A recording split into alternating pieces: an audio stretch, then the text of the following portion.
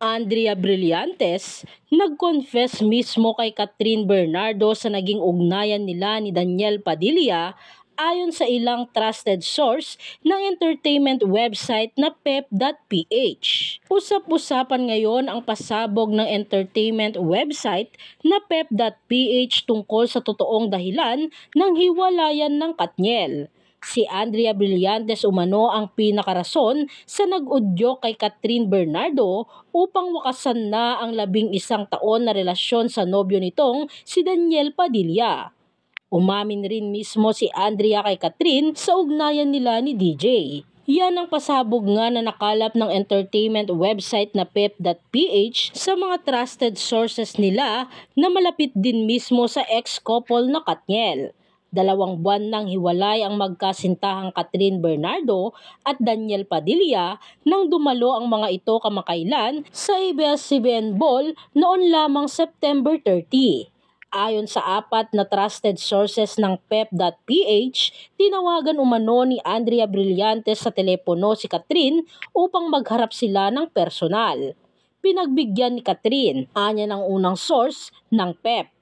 Madaling araw at lasing daw umano si Andrea nang pumunta ito sa estudyo ni Catherine sa QC at dito na isiniwalat ni Andrea ang tungkol sa namamagitan sa kanila ng nobyo nito na si Daniel Padilla. Anya pa ng source ng PEP, nagkita umano ang dalawa noong November 2021 habang ipinagdiriwang umano ng ina ni Daniel na si Carla Estrada ang kanyang kaarawan sa araw na iyon.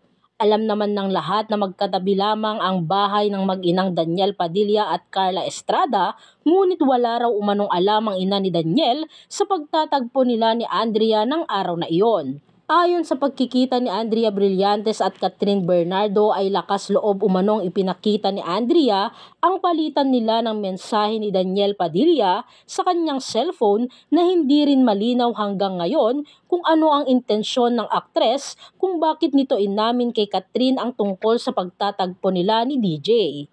Anya pa ng unang source ng PEP, pinakita ni Andrea kay Kat lahat ng landian nila ni DJ sa text. Kasama pa raw umano ang pinabasa ni Andrea kay Catherine na mensahe ni Daniel na ayusin mo yan.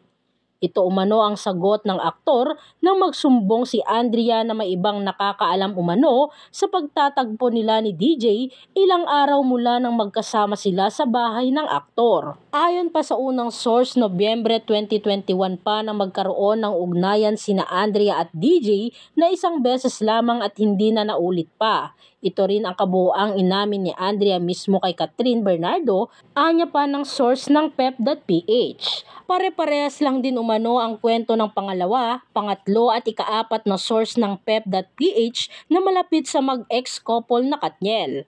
Sobrang sakit umano sa parte ni Catherine Bernardo ang nangyaring ito na pagtataksil ng kanyang nobyo kaya winakasan na niya ang kanilang mahabang relasyon. Ayon naman sa pangalawang source ng pep.ph, mahal pa rin ni Kat si DJ pero ayaw na niya. Anya pa ng unang source ng PEP, dumating din daw umano si Catherine sa puntong enough is enough.